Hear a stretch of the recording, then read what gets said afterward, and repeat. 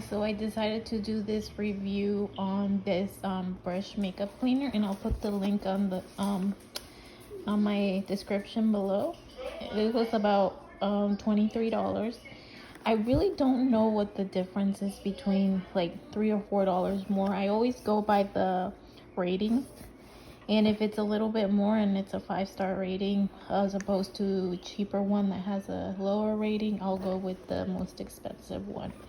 But anyways, I am gonna open this up. Just give me one. So what is in the box? So we have the instructions or the user manual. We have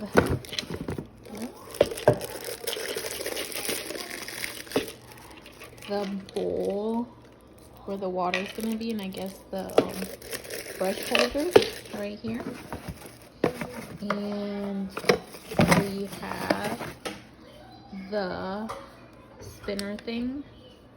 Let me see if it comes with batteries. Hold on one second.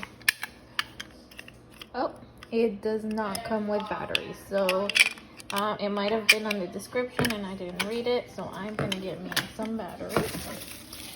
And I guess this is the holder. And then you just, let me go back to holder right here.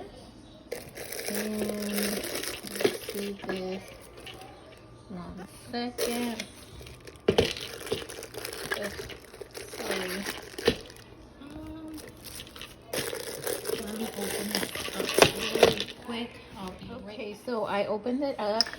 As you can see, this is like a little fish bowl that you're gonna do your brush cleaning, and these little spindles go on here.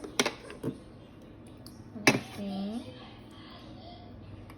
And yeah, put it on there, and then you see how these kind of like go in there.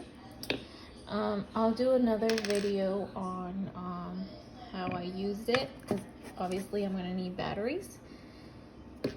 But let me know what you guys think. I'll put the link below, and I'll talk to you guys later.